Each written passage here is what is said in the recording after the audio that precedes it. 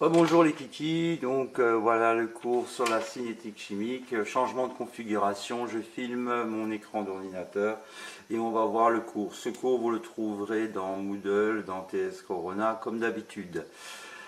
Donc je vous invite à aller le chercher, l'imprimer ou l'avoir sous les yeux pour pouvoir suivre ce cours. Donc j'imagine que vous coupez la vidéo et je commence tout de suite.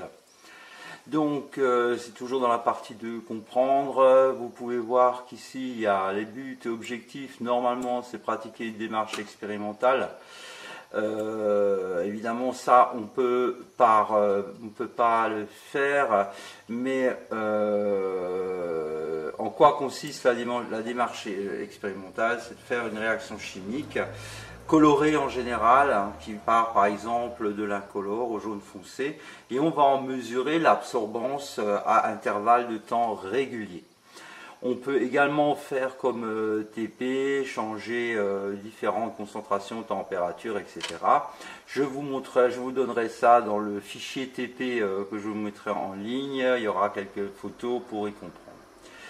Le chapitre en soi n'est pas très compliqué, il y aura quelques petites choses à connaître. Donc on démarre, chapitre 9, temps et évolution chimique. On va parler ici de cinétique chimique. Alors la cinétique, ça veut dire la vitesse d'une chimie. Alors on distingue en chimie. On distingue trois catégories de réactions. Les réactions qui sont dites instantanées. Alors j'imagine une explosion, hein, du TNT, on allume, énergie d'activation, boum, ça explose, c'est instantané. Là on a donc une réaction instantanée. Ensuite on a les réactions rapides, c'est-à-dire c'est une réaction. Et une réaction, c'est marqué, est rapide lorsqu'elle est achevée, dès que les réactifs sont mis en contact. C'est-à-dire vraiment c'est proche de l'instantané, mais pas tout à fait. Ensuite, lente lorsqu'elle dure quelques secondes à plusieurs dizaines de minutes. Hein, quelques secondes et plusieurs dizaines de minutes. Ici, ça va être des réactions lentes. C'est ce que nous, on a à faire un petit peu dans nos laboratoires. Bien. Donc, deux exemples. Bon. Voilà. Entre le KMNO4 et l'acide oxalique, c'est un truc qu'on fait relativement souvent. Hein, on part d'une solution de KMNO4, on va rajouter de l'acide oxalique. Le KMNO4 est violet. Et petit à petit, le violet va devenir transparent. Alors, avant de continuer, imaginez que la réaction chimique soit une soirée que vous avez envie de faire, une soirée ambiance. Hein, pour faire une soirée ambiance, qu'est-ce qu'il vous faut? Vous voulez favoriser les rencontres, hein, on va dire. Donc imaginez que vous soyez tous ensemble et les réactifs sont les garçons et les filles. Pour qu'il y ait réaction, il faut qu'il y ait choc. Forcément, pour que la soirée soit réussie, vous voulez plusieurs chocs. Hein, donc, il faut. Qu'est-ce qu'il va falloir pour que cette soirée soit réussie? Quelles seront les conditions pour que vous meniez à votre objectif à bien? C'est déjà d'avoir du monde. Plus il y aura de monde, mieux ça ira. Plus il y aura de garçons, plus il y aura de filles.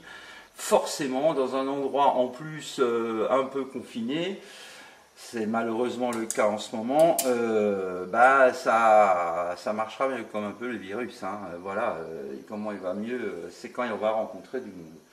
Donc nous on va faire tout l'inverse de ce qu'il y a à l'heure actuelle. Donc on va favoriser, on va augmenter la concentration des deux réactifs pour que la réaction soit plus rapide. Forcément, s'il y a plus de réactifs, il y aura plus de chocs, les molécules entre elles vont se toucher.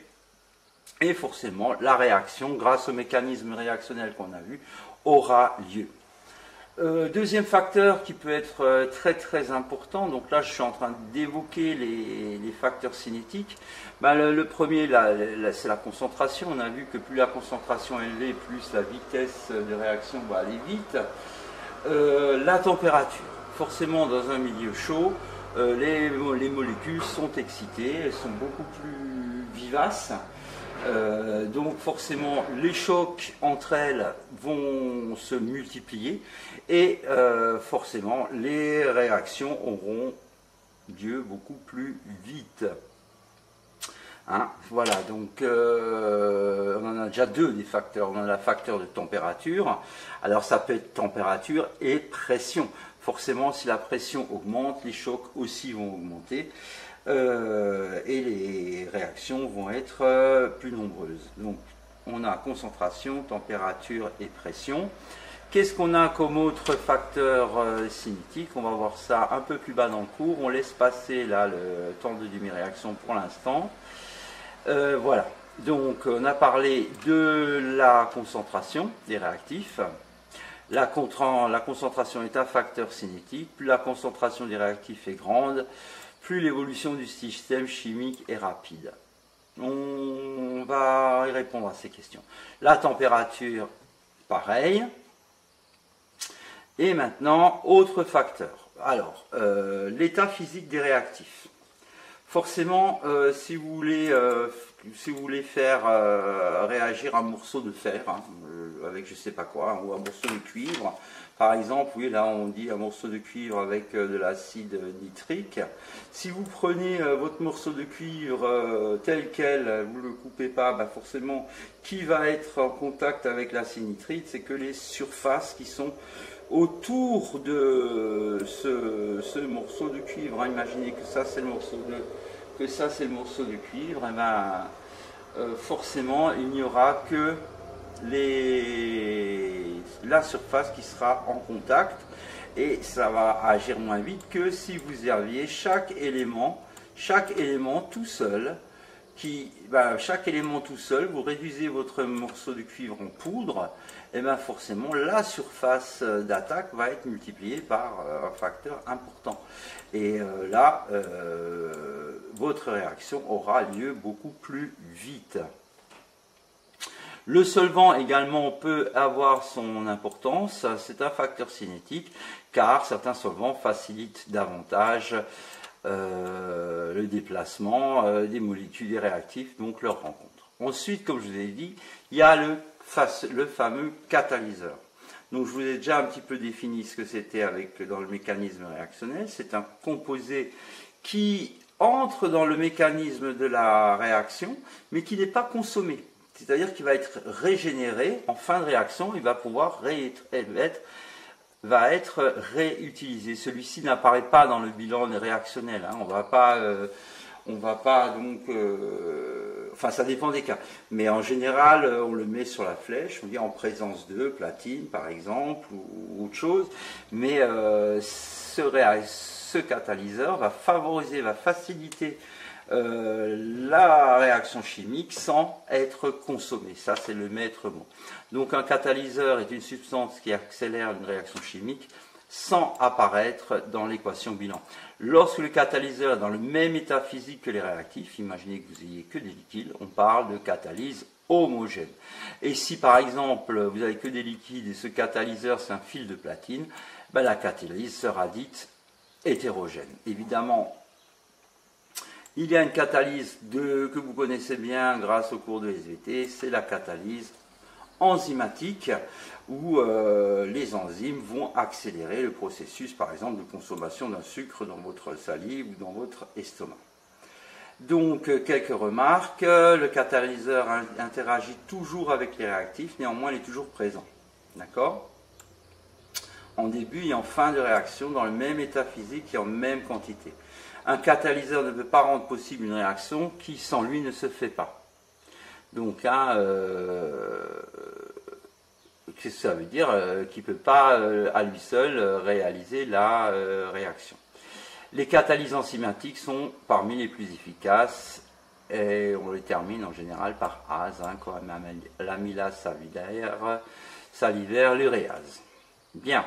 Là, en fin de cours, vous avez un petit exercice qu'on corrigera la semaine prochaine. Je ne vais pas vous surcharger trop de travail. Mais maintenant, comment on va pouvoir contrôler cette vitesse de réaction? Alors, c'est assez simple. C'est fait avec un graphique. Voilà. Voilà ce graphique dont on va faire réagir un produit A avec un B qui va nous donner un produit C. On imagine qu'on a 10 moles de A et 10 moles de B, donc vous imaginez bien qu'on va former 10 moles de C. En courbe bleue, vous avez la quantité de matière en fonction du temps, la quantité de matière en fonction du temps qui évolue. Donc forcément, l'état final, eh ben, on va tracer une tangente à peu près ici. Hein, vous voyez ma souris là, on va tracer la tangente et on va lire l'état final de la réaction. Là, on voit qu'elle tend vers 10, donc on peut imaginer que la réaction est complète, hein, vu qu'on avait en réactif 10 moles de A et 10 moles de B. En rouge, vous avez ici la consommation, c'est l'autre type de graphique que vous allez pouvoir trouver, c'est la consommation des réactifs. Forcément, les réactifs, eux, vont décroître d'une manière ou également asymptotique. Hein. On voit que ça croît de manière asymptotique ou exponentielle, et ici aussi. Donc voilà la courbe, et on va pouvoir déterminer plein de choses. J'essaie un outil, voilà, non, ça c'est texte, c'est pas ça que je veux trait, on va voir. Alors pour avoir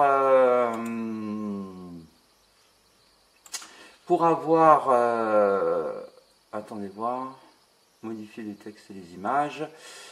Ah, ici j'ai édité, remplir et signer, non je veux pas faire ça, mince, donc je ferme. Bon. Alors, pour connaître la vitesse, eh ben, c'est comme en mécanique en fait. Hein. C'est pour ça que la mécanique c'est très important. On va prendre un point ici et qu'est-ce qu'on va faire? On va en mesurer la tangente, tout simplement. Donc si on veut la vitesse, j'en sais rien, au temps t ici, eh ben, on ira lire la concentration à t-1, on ira lire la concentration à t+1 et on va faire la variation de concentration, c'est-à-dire ce qu'on a lu ici, ce qu'on a lu pour la valeur de t+1, moins la valeur de ce qu'on a lu pour t-1. C'est ce qui nous donnera l'écart entre t+1 et t-1 de la quantité de matière, et on va diviser ça par t+1 moins t-1, qui sera l'intervalle de temps qui nous aura été donné.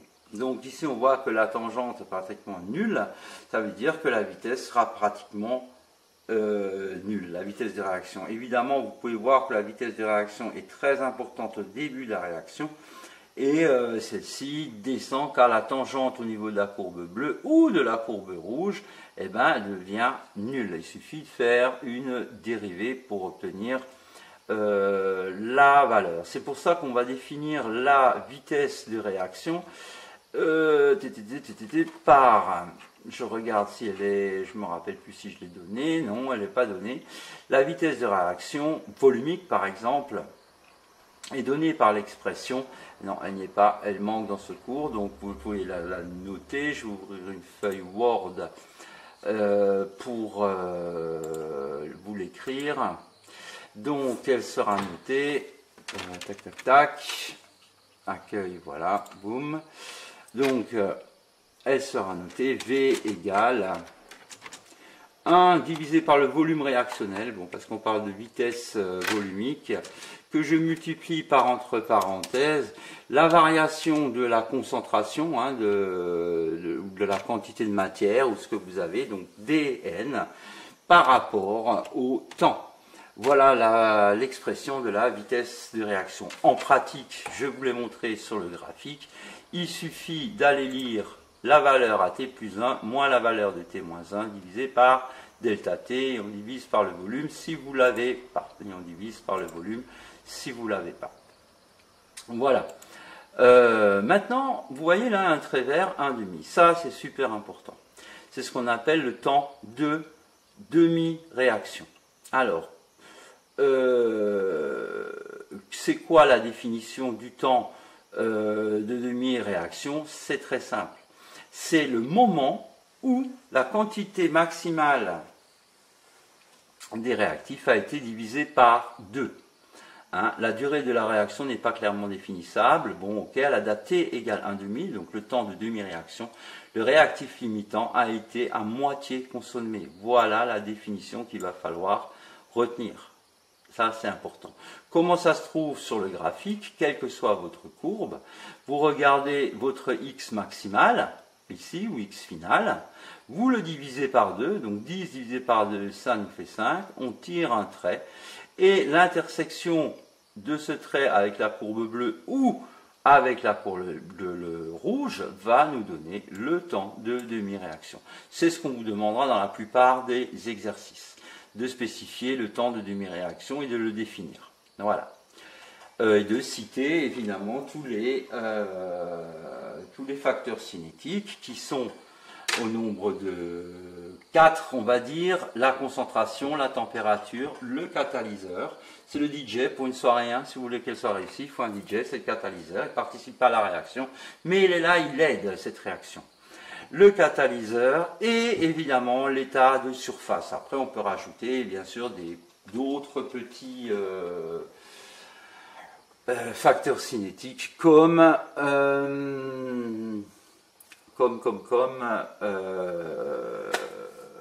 la solubilité.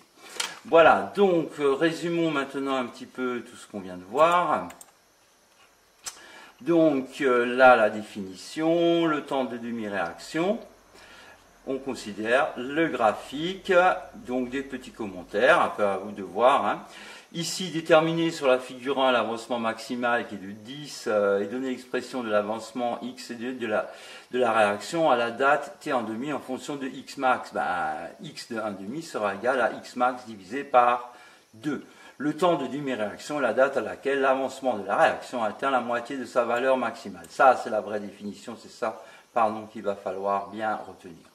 En paragraphe 3, les différents facteurs cinétiques, comme la concentration des réactifs, la température et la pression, on peut voir des autres facteurs qui sont l'état physique, la nature du solvant et évidemment le catalyseur avec les mots hétérogène et homogène et la catalyse enzymatique qu'il va falloir retenir.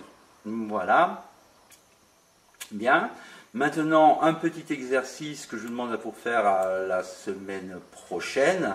Je ferai une petite correction et après on essaiera de faire ensemble un simili-TP entre guillemets. Munissez-vous de la TIS Pro.